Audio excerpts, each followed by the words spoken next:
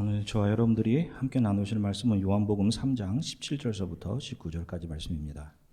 요한복음 3장 17절서부터 19절까지 말씀.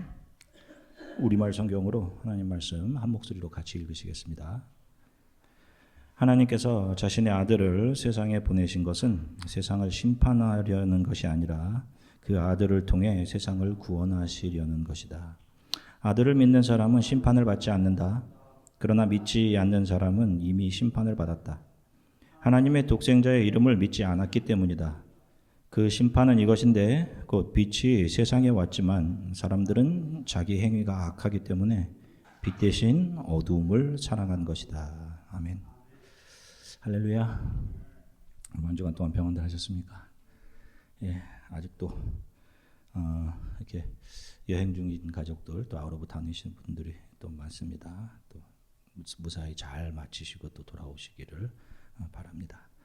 자, 우리가 지난주에 이 세상이 창조되기 이전에 이미 하나님의 자녀들로 계획되고 완성된 사람들이 잠시 펼쳐진 이 역사를 지나가면서 어떻게 하나님의 가족으로 불려지고 만들어지게 되는지에 대해서 요한복음 3장 16절의 말씀을 통해 살펴보았습니다. 이미 전지적 작가에 의해서 완성된 스토리의 드라마가 있죠. 그리고 그 드라마의 2025년 3월 23일 분을 우리가 살아가면서 우리가 볼 때는 그 시점에서는 not yet. 아직 결론을 알지 못해서 긴장감을 느끼고 또 다음 편이 궁금하기도 하고 하는 것과 같을 것입니다. 그러나 묵시의 영역에서는 already 이미 이루어져 있죠.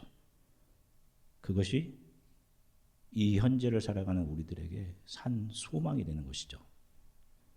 자, 하나님이 세상을 이처럼 사랑하사에서 이 세상은 그 무엇을 의미한다라고 말씀드렸습니까? 하나님께서 창세 전에 계획하시고 완성하신 그 구원의 시나리오 자체, 그 시나리오 안에 있는 세상을 말합니다. 구원의 이야기가 펼쳐지는 그 세상, 그 안에는 구원을 받게 되는 하나님의 자녀들도 있을 것입니다. 그리고 하나님의 손에 의해 사용되어서 하나님의 자녀들에게 하나님의 약속을 기억하게 하는 역할을 하는 사람들도 있을 것이고, 또 그 세상 안에는 하나님의 자녀들을 힘들게 하는 악을 행하는 악인들도 있을 것이며, 하나님 없이 자기 멋대로 사는 사람들도 있을 것입니다. 그러나 결국에 이 시나리오는 하나님의 자녀들에게 해피엔딩으로 끝나게 되는 것이 이 구원의 시나리오의 내용인 것이죠. 그러고 보면 이 역사는 하나님의 자녀들에게는 우리들이 그리운 집으로 돌아가는 행복의 장이고, 그렇지 않은 사람들에게는 영원한 죽음을 향해 가는 영화의 제목과 같이 그린 마일과 같은 그런 장인 것입니다. 이 역사는. 자, 이사야 44장 23절 말씀 같이 읽겠습니다. 고레스에게 말한다. 너는 내가 세운 목자니 내가 기뻐하는 것을 내가 모두 이룰 것이다. 예루살렘에게 말한다. 너는 재건될 것이다. 예루살렘 성전에게 말한다. 내 기초가 세워질 것이다. 아멘.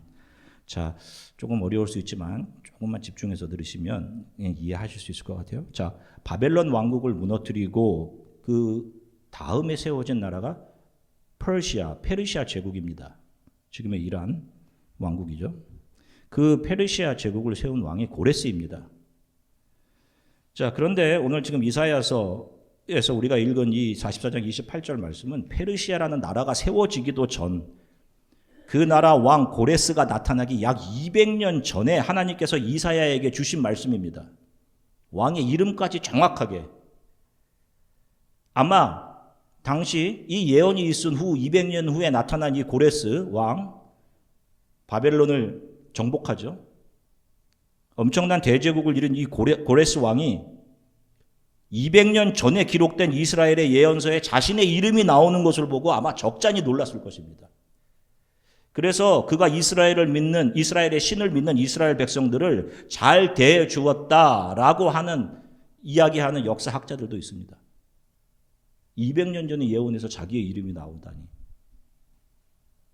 장차 바벨론의 뒤를 이어 페르시아라는 나라가 나타날 것이고 그 나라의 왕에 대해서 하나님은 그 왕 고레스는 나의 목자다라고 하십니다. 나의 목자다. 그리고 그가 내가 기뻐하는 일을 이룰 것이다 라고 하시죠. 이스라엘 백성들을 70년 동안 포로로 잡고 있다가 그들의 땅 예루살렘으로 돌아가라는 조서를 내린 사람이 고레스 왕입니다. 페르시아의 고레스 왕. 그가 하나님의 시나리오대로 하나님의 자녀들을 포로로 잡아두고 있다가 하나님께서 예레미야 선지자를 통해 70년 기한이 차면 나의 자녀들을 예루살렘으로 돌아가게 하겠다라고 이스라엘 백성들에게 주신 약속, 그 약속을 이루는 도구로 이 고레스를 사용한 것입니다. 자, 고레스는 그 고레스라는 사람이 하나님의 손에 의해 구원을 받은 하나님의 자녀가 아니라 하나님의 자녀들에게 하나님의 약속을 기억하게 하고 그 약속을 실현하는 하나님의 도구로 사용된 겁니다. 이 역사 속에서. 그래서 하나님은 고레스에게 내가 기뻐하는 것을 너가 이룰 것이다 라고 하신 거예요.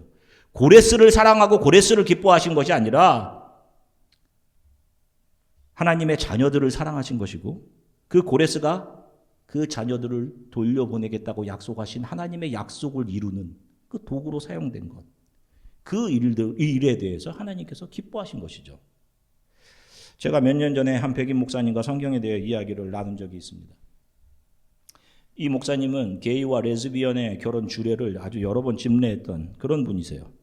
이분은 게이와 레즈비언 역시 하나님의 사랑의 대상이기 때문에 자신은 그들의 결혼을 진심으로 축하해서 주례를 썼다라고 저에게 이렇게 이야기를 했었습니다. 그래서 제가 물었어요. 하나님께서 게이와 레즈비언들의 결혼을 허락하신다는 성경의 근거는 무엇입니까? 성경의 말씀을 근거로 저에게 이야기 좀 해주세요 라고 했더니 그 목사님이 그때 저에게 제시했던 말씀이 요한복음 3장 16절이었습니다. 하나님이 세상을 이처럼 사랑하사 독생자를 주셨으니, 이 말씀이었어요. 그 목사님의 말은 하나님은 그분이 창조하신 모든 세상, 그 안에 있는 모든 것들, 객체들을 사랑하신다. 그러니 그 안에 함께 살고 있는 게이나 레즈비언도 다 하나님의 사랑의 대상이다. 사랑하신다. 이런 논리였습니다. 자, 그런데 아까 살펴보았듯 하나님은 고레스를 사랑한 것이 아니라 그를 하나님의 자녀들을 구원해내시는 도구로 사용하신 것. 그가 그렇게 도구로 사용되는 것을 기뻐하신 것이죠. 하나님께서 사랑하신 것은 하나님께서 만드신 구원의 시나리오 안에서 하나님의 자녀들이 하나님의 계획을 이해하고 그분의 사랑과 은혜를 깨달아서 하나님의 가족으로 불려지도록 사용되고 고레스와 같은 역할을 하는 모든 것들을 사랑하신 것이지 영원한 죽음으로 가는 어둠에 속한 어떤 특정한 사람들을 사랑한 것이 아닙니다. 하나님은 분명히 사랑의 하나님이십니다. 하나님의 속성이죠. 사랑. 그러나 하나님 한 가지 싫어하십니다. 무엇을 싫어하셔요? 죄입니다. 죄.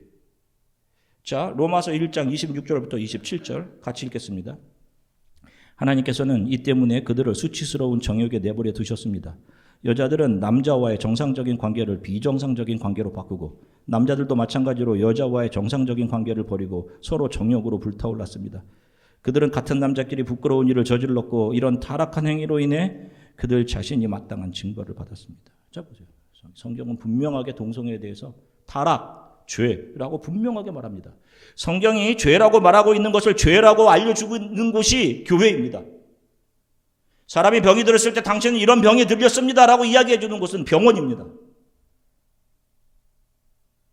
사람이 영적으로 병들었을 때 그 영적으로 병든 상태, 그 죄를 죄라고 지적해 주는 것이 교회란 말이에요. 그 죄를 하나님이 기뻐하시지 않는다라는 것을 알려주는 곳이 교회란 말입니다. 교회가 죄를 죄라고 선포하지 못하면 교회는 교회되지 못하는 것입니다. 죄를 선포하지 못하고 잘 될 것이다 라고 하면서 좋은 관계, 좋은 조직 유지하고 있으면 그게 교회같이 보이지만 그게 나의 사회 소셜을 위해 도움이 되는 것 같다 보이지만 교회가 아닌 것입니다. 그러면 그렇게 죄를 범하는 동성애자들이 저와 여러분들과 다른 더 악한 죄인들일까요? 그들은 저와 여러분들과 다른 사람들입니까? 더 악한? 아니죠. 생각해 보십시오. 저와 여러분들, 우리가 매일 범하는 목사인 저도 마찬가지입니다. 늘 나만 옳고 나의 유익만을 먼저 생각하고 늘 교만하고 이기적이고 누군가 미워하죠, 여러분. 거짓말하죠.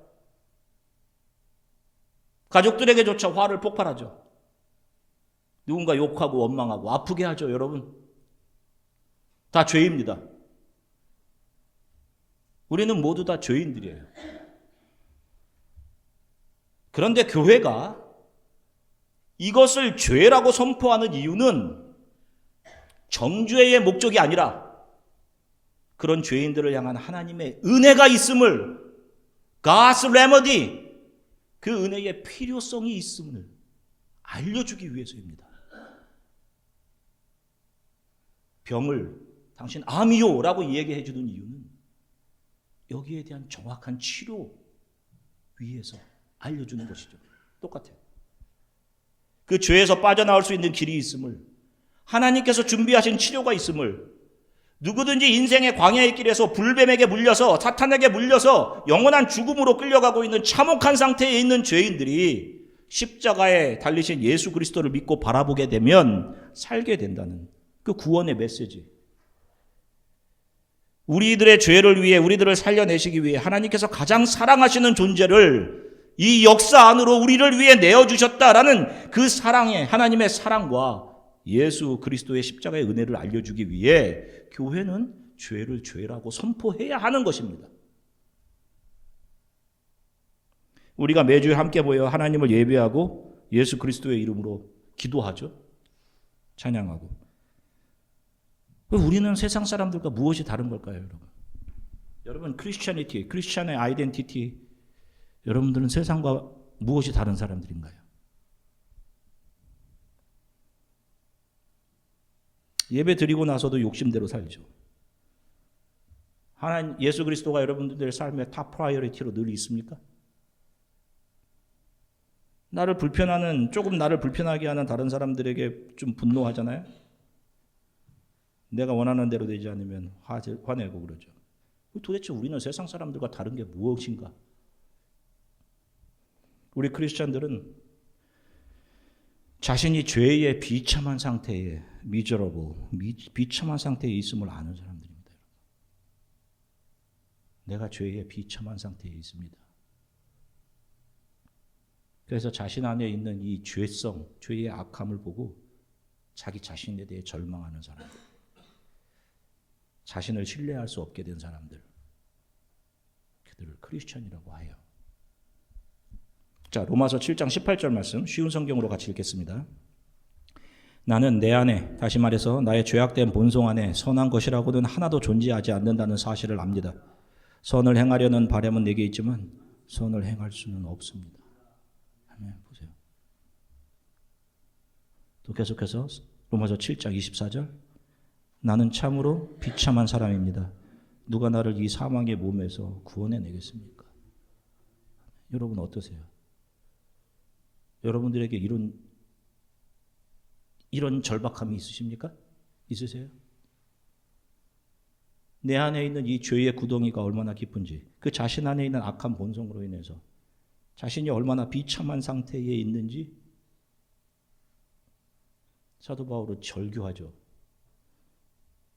그래서 자기 자신을 신뢰할 수 없게 되니 이 사람은 누구를 신뢰할 수밖에 없겠어요. 누구를? 예수 그리스도죠. 내가 분노하는 상황에서 예수 그리스도를 바라보게 되는 겁니다. 주님 나를 도와주세요. 주께서 내 마음을 통치해 주세요. 다스려 주세요. 하는 거예요. 아닌 사람은 세상에 다른 방법을 찾겠죠. 아니면 그런 자기의 분노를 정당화하며 살아가든지. 그래서 자신 안에 있는 죄로 인해 비참함을 느끼는 사람들이 하나님께서 죄인들을 향해 이 역사 안으로 보내신 예수 그리스도의 구원의 십자가를 은혜 중에 은혜로 복음으로 여기며 살아가는 겁니다. 저와 여러분들 역시 다른 사람들을 아프게 하죠. 아프게 하며 살아갑니다. 그러나 우리 크리스천들은 자신이 다른 사람들을 아프게 함으로 인해 그런 자기 자신에 대해서 애통하는 사람들이에요. 주님, 이게 제 모습입니다. 감히 하나님의 자녀라 불릴 자격이 없습니다. 애통하는 사람들이란 말입니다. 그래서 구원의 시작을 The first step of salvation, the repentance, 회개라고 하는 거예요. 회개. 여러분들에게 이 회개가 있다면 여러분들 구원의 길 위에 이렇게 올라와 계신 거예요. 그 전이 위에. 회개.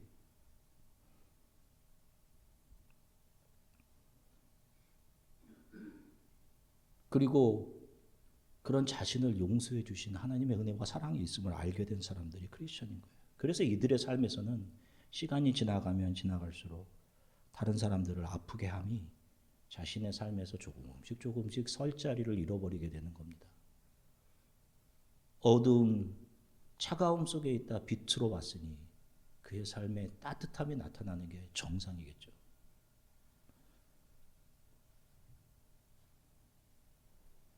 요한복음 3장 17절 말씀, 우리말 성경으로 같이 읽겠습니다.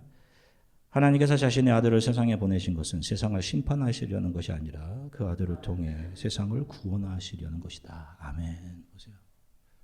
얼마나 따뜻한 말씀입니까? 하나님께서 아들을 세상에 보내신 것은 심판하기 위해서가 아니야. 그를 통해, 빛 대신 그를 통해 어둠을 드러내시는 것은 너희를 심판하려고 함이 아니야. 구원받게 하려 함이다 라고 하시죠. 교회는 죄를 죄라고 선포함과 동시에 하나님의 사랑과 은혜를 선포하는 곳입니다. 그래서 사람들이 자신 안에 있는 죄를 미워하고 아파하고 애통하면서 아버지 하나님의 사랑과 은혜 안으로 여러분 들어오십시오 라고 문을 열어놓고 있는 곳이에요. 그곳이 교회입니다. 그런데 세상에 속한 사람들은 이걸 되게 불편해합니다. 왜냐하면 이게 자존심이거든요. 자기 자신이 비참한 상태에 있다라는 것을 받아들이지 못합니다. 왜 내가 비참은 무슨 소리를 하는 거야. 이렇게 잘 먹고 잘 살고 이렇게 멀쩡한 직장 잘 다니면서 잘 살고 있는데 자신이 잘하고 있다라고 생각합니다. 자신이 정의롭다고 생각하죠. 늘 문제는 다른 사람들에게 있다라는 생각을 한단 말이에요. 다른 사람 탓을 자주 하죠. 그래서 자신의 생각이 옳고 자신이 정의롭고 자신이 잘하고 있다라고 생각해요. 바리새인들이 예수님 앞에 와서 그렇게 한 거 아닙니까? 예수님께서 뭐라고 하셔요?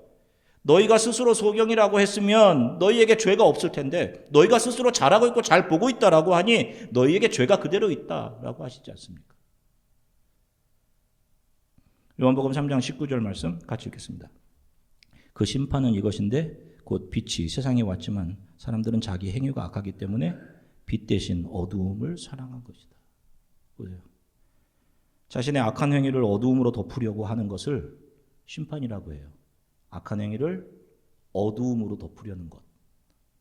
자신의 본질이 악인데 그 본질을 감추고 다른 사람들에게 들키지 않기 위해 세상의 다른 것들로 자신의 죄를 감추려고 덮어가는 행위들. 그것에 대해서 성경은 그들은 이미 심판을 받은 것이다 라고 이야기를 합니다. 원래 어둠이었기 때문에 어둠으로 어둠을 감싸는 행위가 심판, 어두움으로 돌아갑니다 라고 하는 거예요. 자, 그들은 이 짧은 역사 속에서 세상의 명성으로 세상이 지성이라고 여겨주는 것들로 자기 자신을 옷 입혀주는 일을 계속하게 되는 거예요. 그리고 그런 옷 조금 입고 자기가 다른 사람들보다 조금 더 superior, 우월하다라는 생각을 가지고 살아간다.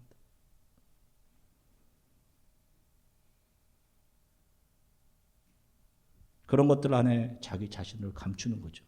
죄인된 자신의 모습을, 이기적인 교만한 자신을 감추는 거예요.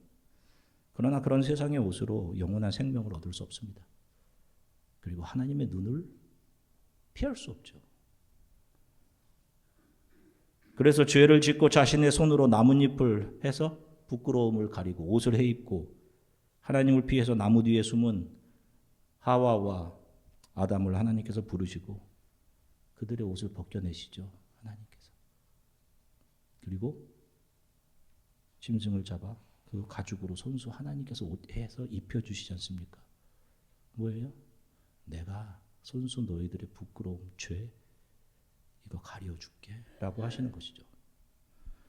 여러분들이 크리스천이 분명하시다면 죄인이라고 말하는 말씀이 복음으로 들려질 것이고 거기서 이런 나 같은 죄인을 살리신 하나님의 은혜가 놀랐습니다 라는 하나님의 은혜를 발견하게 될 것이 분명하리라 믿습니다.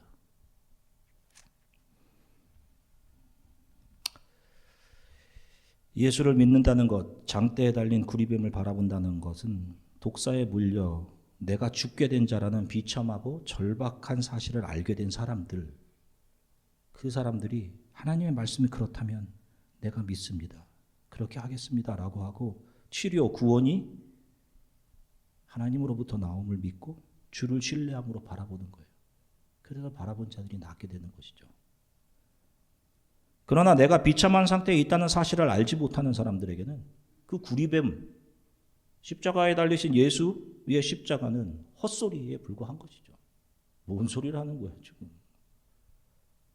그거 말고 내가 원하는 것을 좀 달라고 뭐 하는 거야. 인간의 자존심을 공격하고 모독하는 소리로 들릴 수밖에 없는 겁니다. 한 주간도 우리는 우리들의 비참한 실체를 계속 마주하게 될 겁니다. 참 이기적이고 성령께서 우리가 어떠한 존재인지를 계속 드러내실 거예요. 그럴 때마다 어두움으로 어둠을 감추려 함이 아닌 우리는 빛 대신 예수께 나와 그분을 신뢰함으로 하나님 저를 도와주세요. 저를 신뢰할 수 없으니. 죄가 깊은 곳에 은혜가 넘쳤다라고 하시죠. 내 안에 죄가 가득합니다 라고 하는 그곳에 하나님의 은혜가 넘치는 거예요. 괜찮아, 내가 만져줄게. 성도는 나는 약한데 내 안에 예수는 강하십니다 라는 고백을 하며 하루하루를 살아갈 수밖에 없는 사람들이죠. 매일의 삶에 하나님의 은혜가 여러분들과 함께 하셨으면 좋겠습니다. 그분의 은혜의 따스함을 매일 느끼고 경험하며 나는 부족한데 이런 나를 덮어내신 하나님의 은혜가 너무도 감사하고 따뜻하구나. 경험하며 살아가시길 주 예수 그리스도의 이름으로 간절히 축원합니다. 기도하시겠습니다. 하나님 앞에 참 부족했던 모습들이 있을 수 있어요. 나는 아무렇지도 않다라고 생각하며 살아갈 수도 있고 저와 여러분들 모두 하나님의 은혜가 필요한 사람들입니다. 교만해져 있었는데 그것도 잘 모를 수도 있고 내 힘으로 잘할 수 있습니다. 하나님 없이도 잘할 수 있어요. 아버지의 몫을 저에게 주세요. 그거 가지고 세상을 가겠습니다. 했던 적도 있을 거예요. 그러한 우리 안에 있는 하나님을 향한 저항과 내가 잘할 수 있습니다 라고 하는 참 치기 어린 사춘기 10대 같은 그런 반항들, 하나님 내 안에 주님을 기쁘시게 할 것이 아무것도 없습니다. 그런 나를 위해서 하나님이 가장 사랑하시는 존재를 우리와 같은 사람의 모습으로 이 역사 안에 보내주셔서 우리와 같은 언어로 하나님의 사랑과 은혜를 우리들에게 알려주시고 보여주셨습니다. 하나님의 은혜와 사랑을 기억하며 어두움에서 따뜻한 빛으로 그리고 그 따뜻함을 우리 주위에 발산해내며 살아가는 그런 하나님의 자녀 가되게 해주세요. 우리 이렇게 잠시 함께 기도했으면 좋겠습니다. 기도하겠습니다. 하나님 감사합니다. 오늘도 사랑하는 성도들과 함께 하나님 말씀 나누게 하셔서 참 감사합니다. 아버지, 처음 목회자가 되었을 때 생각하고 꿈꾸었던 것은 이런 것이 아니었습니다. 더 많은 사람들과